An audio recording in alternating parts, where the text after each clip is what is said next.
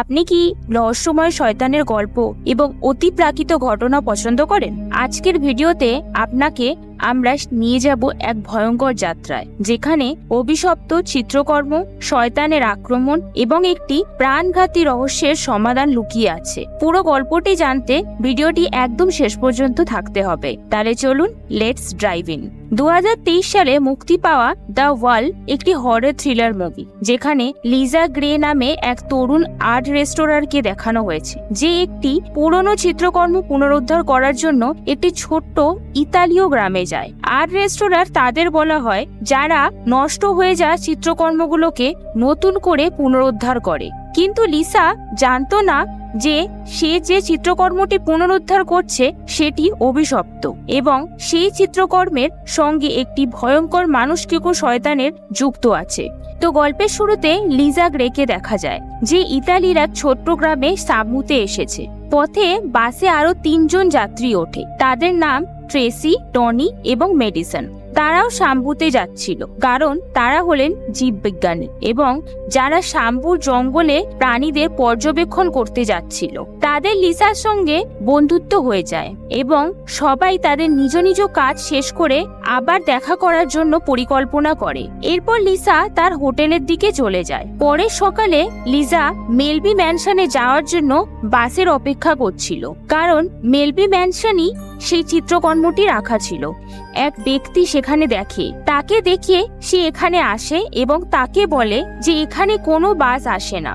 যখন লিসা তাকে বলে যে তাকে মেলবি ম্যানশনে যেতে হবে, তখন মার্কাস বলে যে সেও সেখানে যাচ্ছে এবং তাকে ম্যানশনে পৌঁছে দেয়। মার্কাস সেই ম্যানশনের সামনেই একটি পাবের মালিক। লিসা এবং মার্কাসের বন্ধুত্ব হয়ে যায়। ম্যানশনে পৌঁছে লিজা এমা মেলবির সাথে দেখা করে, যিনি একজন বিধবা ছিলেন এবং তিনি তার মেয়ে জুলিয়ার সাথে সেখানে থাকতেন। লিজার বাবা একজন বিখ্যাত আর্ট রেস্টোরার ছিলেন, যার খুব সম্মান ছিল।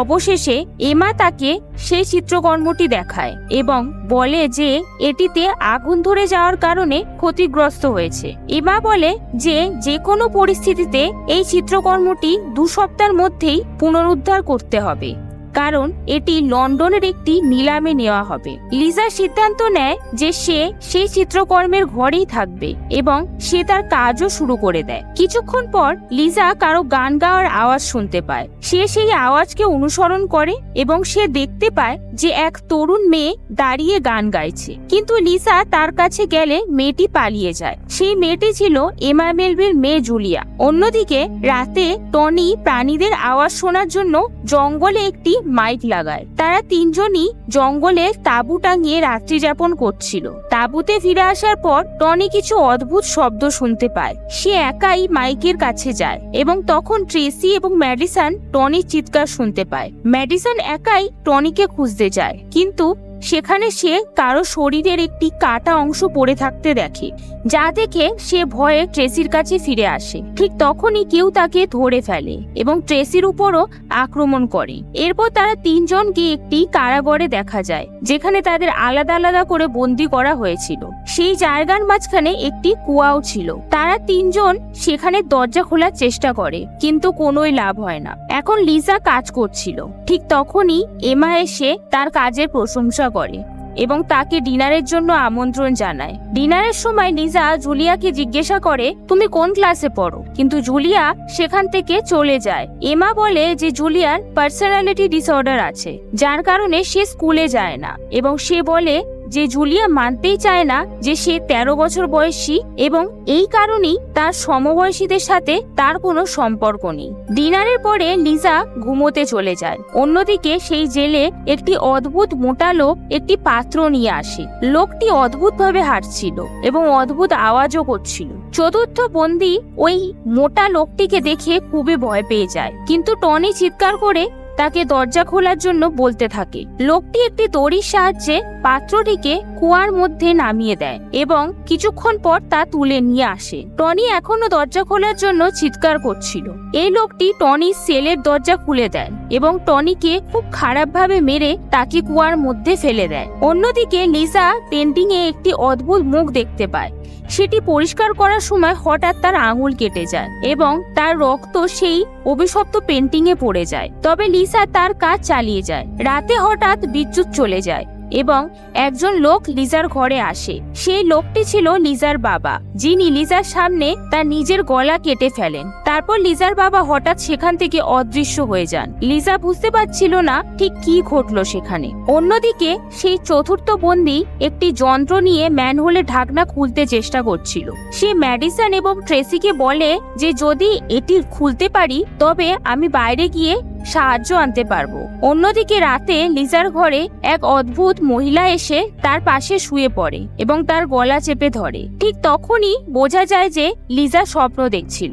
লিজা মনোযোগ দিয়ে সেই পেন্টিংটি দেখতে থাকে যাতে সেই মহিলার ছবি ছিল যাকে সে স্বপ্নে দেখেছিল। ঠিক তখন জুলিয়া সেখানে আসে এবং লিজাকে বলে যে এটি একটি অভিশপ্ত পেন্টিং যার মধ্যে একটি শয়তান রয়েছে এবং তুমি যাকে দেখেছিলে সে ছিল ডোরকা। ডোরকা নামে এক জাদুকরী যে এই বাড়িতেই থাকে। সে বলে যদি তুমি এই পেন্টিংকে জীবিত করো তবে তুমিও চিরকালের জন্য অভিশপ্ত হয়ে যাবে। লিজা মার্কাসের সাথে দেখা করতে তার পাবে যায় এবং তাকে বলে আমি যখন থেকে এখানে এসেছি তখন থেকে ভয়ঙ্কর স্বপ্ন দেখছি, কিন্তু সেই স্বপ্নগুলো একদমই বাস্তব মনে হয়। কিন্তু মার্কাস তাকে সাহস দিয়ে বলে তোমার এই বিষয়ে খুব বেশি ভাবা উচিত নয়। এদিকে সেই মোটা লোকটি আবার পাত্র নিয়ে আসে এবং কুয়ার সামনে নামিয়ে দেয়। সেখানে কেউ নিজের হাত কেটে সেই পাত্রে রক্ত ভরে দেয়। মোটা লোকটি চতুর্থ বন্দীকে মারার জন্য এগিয়ে আসে, কিন্তু যদি সে মারা যেত তবে তাদের বাইরে যাওয়ার সমস্ত আশা শেষ হয়ে যেত। তাই ম্যাডিসন তার দৃষ্টি নিজের দিকে আকর্ষণ করে। লোকটি ম্যাডিসনকে খুবই নিষ্ঠুরভাবে মারধর করে এবং তাকে কুয়োর মধ্যে ফেলে দেয় যেখানে সেই শয়তানটি ছিল যার কথা জুলিয়া বলেছিল। এই রাক্ষস প্রতিদিন একজন মানুষের বলি চায়। এদিকে লিজা জুলিয়ার সঙ্গে কথা বলতে যায়, কিন্তু জুলিয়া তার মায়ের ওপর রাগ করেছিল কারণ তার মা তাকে কোথাও বাইরে যেতে দেয় না। ঠিক তখনই এমা এখানে আসে। লিজা অভিশপ্ত চিত্রকর্মটির ব্যাপারে এমাকে জিজ্ঞাসা করে, কিন্তু এমা বলে যে এরকম কোনোই ব্যাপার নেই, চিত্রটি একদমই সাধারণ। সে আরো বলে তোমার কাজ তাড়াতাড়ি শেষ করা উচিত, নইলে দেরি হলে তোমাকে জরিমানা দিতে হবে। সেই রাতে যখন লিসা ঘুমোচ্ছিল তখন ট্রেসি এবং টনি তার ঘরে আসে। টনি হাত পা কাটা অবস্থায় ছিল, মানে তার হাত পা গুলো কেটে ঝুলছিল। লিজা এটি দেখে খুবই ভয় পেয়ে যায়, তবে এটাও তার একটি স্বপ্ন ছিল যা খুবই বাস্তব লাগছিল। সেই রাতেই লিজা মার্কাসের কাছে যায় এবং তাকে জানায় যে সে বাড়ি যেতে চায়, কিন্তু যদি তার কাজ শেষ না হয় তবে জরিমানা দিতে হবে এবং এতে তাদের স্টুডিও বন্ধ হয়ে যাবে। মার্কাস তাকে আশ্বস্ত করে বলে তুমি তোমার কাজ তাড়াতাড়ি শেষ করো, তারপর তুমি মুক্ত হয়ে যাবে। লিজা ম্যানশনে ফিরে আসে এবং ঘুমানোর জন্য ঘুমের ওষুধ খাচ্ছিল। তখন সে পর্দার পেছন থেকে কারো কান্নার আওয়াজ শুনতে পায়। লিজা আস্তে আস্তে এগিয়ে যায় এবং পর্দা সরিয়ে দেয়। সেখানে মেডিসন একটি বাথটবে পড়েছিল এবং তার নিজের রক্তেই সে ভাসছিল। লিজা ঘর থেকে বেরিয়ে আসার চেষ্টা করে আর ঠিক তখনই এমা এসে যায়। এখন বাথটবে যা ছিল তা আর নেই। লিজা বলে আমি এখানে থাকতে পারবো না এবং বলে আমি কিছু সময় পরে এসে এই কাজটি শেষ করে দেব। কিন্তু এমা তাকে হুমকি দেয় এবং বলে তুমি যদি তাড়াতাড়ি কাজ শেষ না করো তবে তুমি খুবই অনুতপ্ত হবে। অন্যদিকে সেই বন্দী ম্যানহোলে ঢাকনা খুলে ফেলে এবং যখনই সে তাতে নামতে যায় সেই শয়তান তাকে ধরে ফেলে এবং তাকে জীবন্ত খেতে শুরু করে। অন্যদিকে এমা কিছু পান করতে করতে তার সৌন্দর্য আয়নায় দেখছিল আর ডোরা সেই একই ঘরে বসেছিল। লিজা চিত্রকর্মে একটি গাছের মধ্যে বাঁধা একটি শিশুকে দেখতে পায়। ঠিক তখনই জুলিয়া তার সাথে দেখা করতে আসে এবং বলে যদি তুমি এই চিত্রটিকে জীবন্ত করো তাহলে তার ফল ভালো হবে না। কিন্তু লিজা তার কোনো কথাই বিশ্বাস করে না এবং বলে আজ আমাকে যে কোনো ভাবে এই কাজটি শেষ করতেই হবে। জুলিয়া তাকে থামায় এবং জানায় যে এই চিত্রটি 1493 সালে তৈরি করা হয়েছিল এবং এতে গোরান নামে এক শয়তানকে ধরার জন্য একটি শিশুর বলি দেওয়ার দৃশ্য দেখানো হয়েছে। জুলিয়া আরো বলে এটা আমার মাই গড়েছিল যাতে সে গোরানের রক্ত পান করে চিরকাল তরুণ থাকতে পারে। জুলিয়া বলে আজ রাতে লাল চাঁদের আলো যদি এই চিত্রের ওপর পড়ে তবে এই অভিশাপ আরো 500 বছরের জন্য জীবন্ত হয়ে যাবে। কিন্তু লিজা তার কথা একদমই বিশ্বাস করে না। তখন জুলিয়া তাকে বলে সেই 3 জনের কথা যারা লিজার সঙ্গে গ্রাম পর্যন্ত এসেছিল। জুলিয়া তাকে তাদের কাছে নিয়ে যেতে শুরু করে। সেই কারাগারে এবং কুয়ো এই মালজি ম্যানশনের বেসমেন্টেই ছিল। জুলিয়া দরজা খুলতেই তারা সেই মোটা লোকটিকে দেখতে পায়। এমা বারবার ডাকতে থাকায় জুলিয়াকে যেতে হয়, আর এখন লিজাকে একাই এগোতে হবে। লিজা একটি অস্ত্র নিয়ে আস্তে আস্তে সামনে এগোতে থাকে। সেই মোটা লোকটির পেছন অনুসরণ করতে করতে লিজা হঠাৎ কোনো কিছুর সঙ্গে ধাক্কা খেয়ে পড়ে যায়। লিজা তাড়াতাড়ি একটি কোণে লুকিয়ে পড়ে এবং মোটা লোকটি সেখানে এসে পৌঁছায়। তবে যখন সে কাউকে দেখতে পায় না তখন সে ফিরে চলে যায়। সেই লোকটি ট্রেসিকে মারার জন্য এগিয়ে আসে, কিন্তু ট্রেসি তাকে মেরে পালানোর চেষ্টা করে। তবে সে সেখানে পা পিছলে পড়ে যায়। তার জ্ঞান ফিরে আসার পর সেই লোকটি গরম একটা ছুরি দিয়ে তার মুখের ওপর চেপে ধরে। ট্রেসির আর্তনাদ শুনে লিজা দ্রুত তার দিকে ছুটে আসে। যখন লোকটি ট্রেসিকে কুয়োতে ফেলে দিচ্ছিল তখন লিজা এসে তার ওপর আক্রমণ করে এবং ট্রেসিকে নিয়ে পালিয়ে যায়। ওই মোটা লোকটির জ্ঞান ফিরে আসে এবং সে বাকি বন্দির দিকে এগিয়ে যায়, কিন্তু সে আগেই মারা গেছিল। ঠিক তখনই সেই শয়তান কুয়ো থেকে বেরিয়ে এসে ওই মোটা লোকটিকেই খেয়ে ফেলে। লিজা ট্রেসিকে নিয়ে বাইরে যাওয়ার চেষ্টা করছিল, কিন্তু তখনই মার্কাস সেখানে এসে ক্রসবো দিয়ে ট্রেসিকে মেরে ফেলে। সে ট্রেসিকে সেই চিত্রকর্মের কাছে নিয়ে যায় যেখানে এমা, ডোরা এবং তার সহযোগীরা আগে থেকেই দাঁড়িয়েছিল।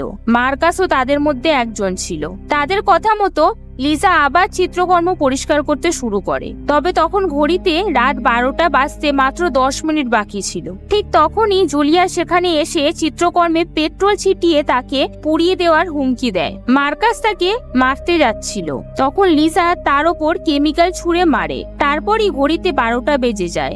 এমা লিজার ওপর ক্রসবো চালায়, আর মার্কাস লিজা ও জুলিয়াকে মারার জন্য এগিয়ে আসে। ঠিক তখনই চাঁদের আলো ঘরের মধ্যে এসে পড়ে এবং তারা সবাই নিজেদের আসল রূপে ফিরে আসে। কিছুক্ষণের মধ্যেই সবাই ছাই হয়ে যায়। শেষে জুলিয়াও তার আসল রূপ ফিরে পায় এবং সেও পুড়ে ছাই হয়ে যায়। লিজা ঘর থেকে বেরিয়ে যাওয়ার চেষ্টা করছিল। ঠিক তখনই সেই শয়তান এসে হাজির হয়। লিজা দরজা বন্ধ করে দেয় এবং সেই চিত্রকর্মে লেখা বইটি থেকে মন্ত্র পড়ার জন্য সেটি পরিষ্কার করতে শুরু করে। তখন সেই শয়তানটি দরজা ভেঙে ঘরে ঢুকে পড়ে। লিজা চিত্রকর্ম থেকে মন্ত্র পড়তে শুরু করে, যার ফলে শয়তান আর এগোতে পারে না।